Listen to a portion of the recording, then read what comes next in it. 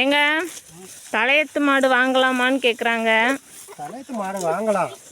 இப்போ தலையத்து மாடு வாங்குறது எவ்வளோ நல்லது. ஒரு தடவை தலையத்து மாடு 2 பல்லு 4 பல்லு இதில் வாங்கிட்டோம்னா 10 வருஷத்துக்கு நம்ம மாட்டுக்கு வச்சுக்கலாம்.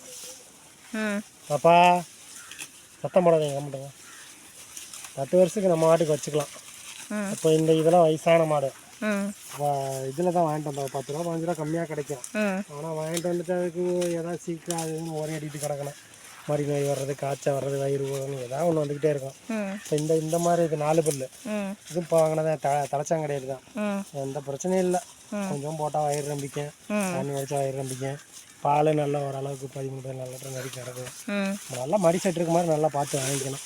அதே மாதிரி கொஞ்சம் கூச்சம் இல்லாத மாடுகளை வாங்கிக்கணும். தலைச்சாங்கடையில் வாங்குறது ரொம்ப சுதானமாக வாங்கணும். கிரு இதெல்லாம் வாங்கக்கூடாது. அதெல்லாம் வாங்கினா உதைக்கும். எப்போ இருந்தாலும் உதச்சி போடும்.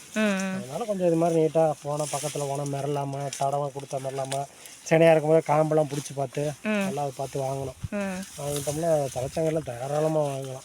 அதெல்லாம் தங்க மாதிரி வாங்கி வச்சுக்கிட்டா 10 வருஷத்துக்கு ஒரு 10 மாடு வாங்கி போட்டோம்னா 10 வருஷத்துக்கு எந்த தொல்லையும் கிடையாது. மாட்டுக்கு வச்சு வளர்த்துக்கிட்டு இருக்கோம். வாங்கலாம். தலைச்சாங்கடி வாங்கலாம். நல்லா பார்த்து கூச்சம் இல்லாமல் நல்லா அப்படி தலைவி பார்த்தாலும் இது பண்ணாலும் கொஞ்சம் மிரளாமல் காம்பெல்லாம் பிடிச்சா உதைக்காமல் வாங்கும்போது பிடிச்சி பார்க்கணும். காம்பு இதெல்லாம் பிடிச்சி பார்க்கணும். இதெல்லாம் வாங்கலாம். பொடிசாக இருந்தாலும் பிடிக்கலாம், பொடிசாக இருந்தாலும் வாங்கலாம். இதெல்லாம் பொடி மாடு தான் பார்க்கலாம். பெருசாக வாங்குறத கூட வெயிலுக்கு அதுக்கெல்லாம் தாங்காது, இதாகாது. இந்த மாதிரிலாம் வாங்கி வச்சுக்கிறது ரொம்ப 2 மாடு வச்சுருக்கிறது 3 வச்சுக்கிட்டோம்னா எந்த தொல்லையும் பண்ணாது. எந்த இதில் நம்ம மாட்டுக்கு அது மாட்டுக்கு கிடக்கும்.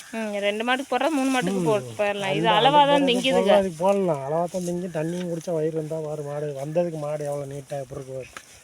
இன்னும் அடுத்த போகத்துக்குலாம் மாடு இன்னும் நல்லாயிருக்கும். பாலும் சேர்த்து வரும். ஃபஸ்ட்டு போகத்துலேயே 13 லிட்டர் வருது. அடுத்தெல்லாம் 15-16 மேலே வரும். நம்ம கவனிக்கிற பொறுத்து தானே இருக்குது. சென்னையிலையும் கவனிப்பு இருக்கணும். அது போய் பண்ணால் நினச்சிக்கணும்.